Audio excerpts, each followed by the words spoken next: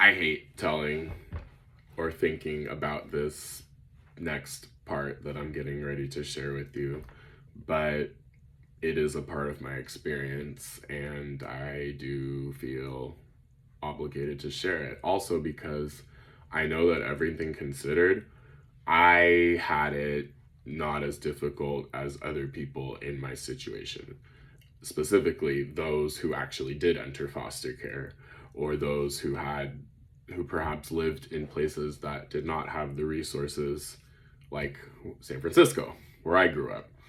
So, due to this being one of the more painful memories of this, I don't again know how much I am going to share, but in the interest of being as honest as possible, and also I'm not trying to do this very scripted. I do want this to be stream of thought for a reason.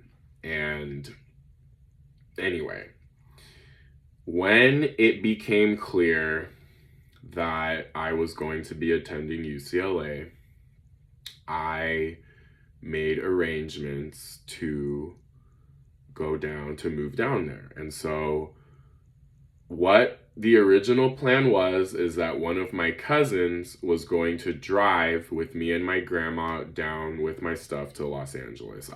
We were either going to rent or borrow a van. That was the original plan. My aunt, I'm not going to say any of these people's names. I'm not even going to assign them a pseudonym. But this is a side of the family that I don't particularly care for. And this is just a small example of the manner in which these people conduct themselves. And you can tell I'm trying very hard to not say too much. But I'll never forget that my aunt came during my lunch break at the vet clinic that I was working at down the hill from my grandmother's house. So technically that was my very first job, was working as a kennel assistant at the vet clinic in El Sobrante, California. I don't even think that vet clinic is around anymore, but at one point it had like 50 employees. So side note, but actually it does come up a little later, but huge hospital that I was working at. Again, so I'll never forget. So we went out. She said, "Hey, you want to go out for?" I think it was ice cream. We went out for ice cream, and it was like, "Oh, ha ha ha," taking my nephew out for ice cream before he goes off to college type thing, right? And we just started chatting. Mind you, it's her daughter that is supposed to be driving me to fucking UCLA, and somehow it came up in the conversation that she was not going to be doing that. So I remember sitting there and I'm thinking, like, hiding my surprise, and I'm thinking like, oh really? Why am I the last one being notified about this?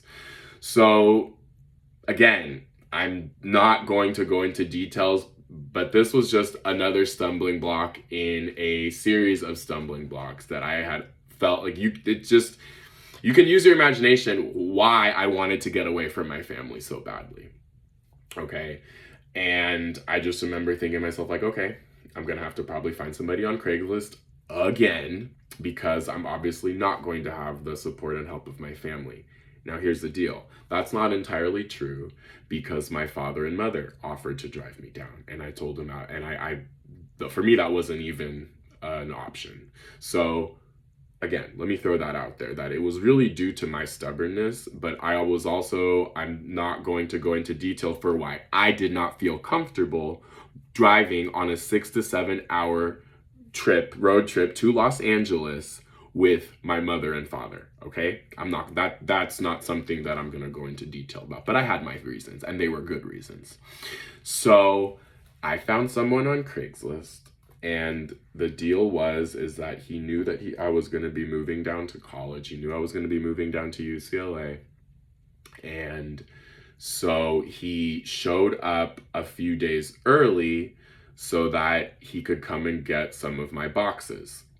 And mind you, I had already been accepted to this summer program. My housing and all that had already been all set up. So things were already in motion.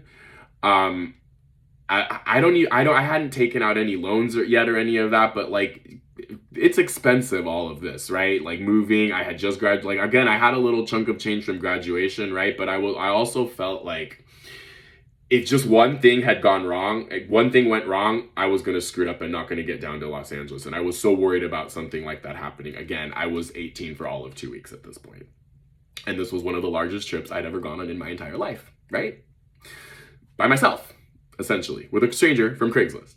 So I remember the guy shows up, and I had him come over at a time when my grandma would not be there on purpose, because this is none of your business. It's just let me get the fuck out of the Bay Area and then continue with my life. I was not on speaking terms with any of my family at this point. And I was especially pissed off because I was not made aware of the fact that I would have to arrange my own travel. So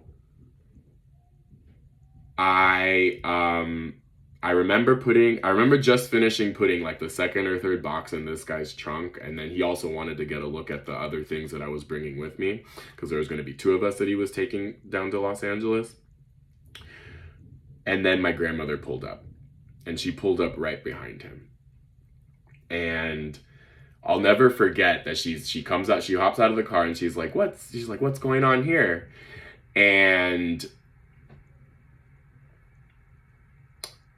I remember that he gave her one of his business cards, and in my head, I'm fuming because I'm like, this is none of your fucking business. I'm paying for this out of my own fucking pocket. I'm the one that's going to fucking college. I've learned at this point, or I should say, at this stage in my life, I realized the blame is more with my bitch ass cousin, who didn't even have the guts to tell me herself that she was canceling on driving me, right? I understood why my grandmother wasn't comfortable making that long of a trip by herself or with me. I didn't have a driver's license. That's the other thing I need to point out there, is that I would not have been able to help with any of the driving. I didn't get my driver's license until I turned 19, 20. Getting to that later. But I remember again just thinking that I had to keep it together so that this guy could, so I didn't fuck up my deal, fuck up my way to get to Los Angeles. But as soon as the guy pulled away, I remember snatching the business card from my grandmother and her throwing a fit. But I was like, this is none of your fucking business. Mine. So there was drama up until the very point that I left. And I am not going to talk about any of that. But I remember the next morning, I paid for a taxi to take me from my grandmother's house to the closest BART station, which is where I agreed to meet this man. I remember thinking to myself, with the remainder of my boxes that I'm taking in a fucking taxi, and I'm sitting there on the corner, and I'm thinking to myself, like, wow, I could be totally fucked right now. I could totally be fucked. This guy could not pick me up, and I'd be stranded. He did pick me up. The first comment that he made was, oh wow, they always bring more stuff than they show. And I remember just kind of biting, like, what was I gonna say? Like, please dude, take me and my stuff to Los Angeles. He did. Very interesting character. And that was that. I'll never forget driving up into the UCLA campus, my now second time, right? But this was a little bit of a different view because we were driving into the residential part, to be specific, Reber Court. I remember there was a lady on the corner kind of directing people, and she said, "Oh, I was wondering when the firemen were gonna show up." And I remember tilting my sunglasses like at her as we were driving up. And then I pile all my stuff out, right? Thank the guy for the ride. I'd already paid him at this point. And then I remember him telling me, and this is the point that I'll leave on, I'll never forget this. He said, the decisions that you make in these next 4 years will be the most impactful decisions that you will make in your entire life.